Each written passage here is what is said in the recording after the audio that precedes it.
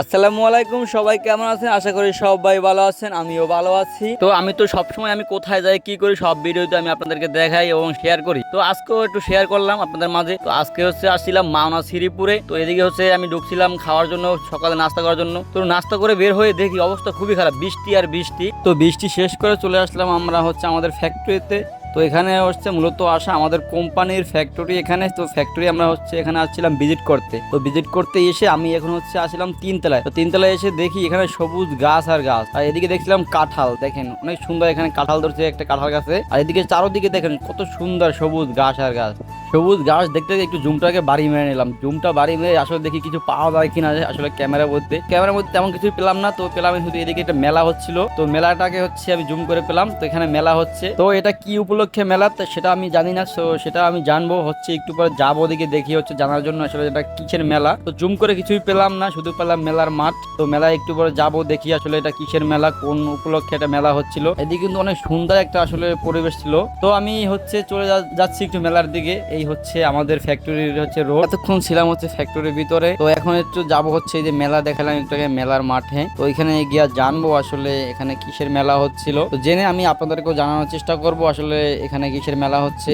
আর হ্যাঁ, এখানে কিন্তু সিজন আসলে প্রচুর পরিমাণে কাঁঠাল পাওয়া যায়, প্রচুর পরিমাণ কাঁঠাল। এই যে দেখতে পাচ্ছেন গাছগুলো, এগুলো সবগুলোই কাঁঠাল গাছ। ভিতরে এই যে বান্ডুরির ভিতরে সবই কাঁঠাল গাছ। এখানে প্রচুর পরিমাণ কাঁঠাল পাওয়া যায় আর কি। তো আমি মেলার মাঠে যাওয়ার আগে আমি আবার চলে আসলাম আমাদের ফ্যাক্টরির ভিতরে, কারণ মেলার মাঠে যাওয়ার আগে আমার ফোন চলে আসছে যে তুমি কোথায়, তুমি চলে আসো ফ্যাক্টরির ভিতরে। তো আমি আবার মেলার মাঠে যাইতে পারি নাই, তার আগে চলে যাচ্ছি ফ্যাক্টরিতে। তো এই আমাদের ফ্যাক্টরি, এটা আমাদের কেমিক্যাল ফ্যাক্টরি। তো এইদিকে অনেক সুন্দর ভিতরে গ্রামের মতো, ফ্যাক্টরির ভিতরে গ্রামের মতো গাছ, ফলের গাছ, সবকিছু গাছ লাগানো এখানে। এখানে আইসা একদম আর কি গ্রামের ফিলটা পাইতেছিলাম।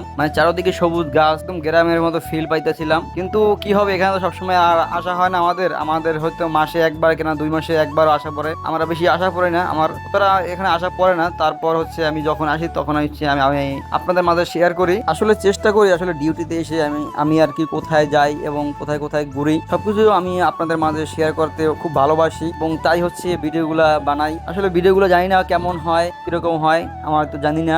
তবু চেষ্টা করব ভালো ভিডিও দেওয়ার জন্য আর কি।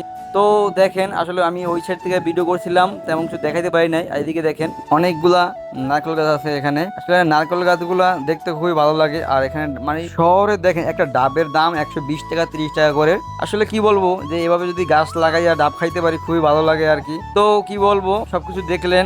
আর এদিকে আমার গাড়ি ছিল, আমি গাড়ি রেখে সব জায়গায় ঘুরে ঘুরে সব আমি আপনাদের মাঝে শেয়ার করলাম। আর আমরা কোথাও গেলে আমরা অনেক টাইম পাই, তাই আমি আপনাদেরকে সবকিছু শেয়ার করতে পারি। তো ভিডিওটা ভালো লাগলে অবশ্যই লাইক কমেন্ট শেয়ার করে সবাই পাশে থাকবেন। আজকের ভিডিও এই পর্যন্ত, সবাইকে আসসালামু আলাইকুম।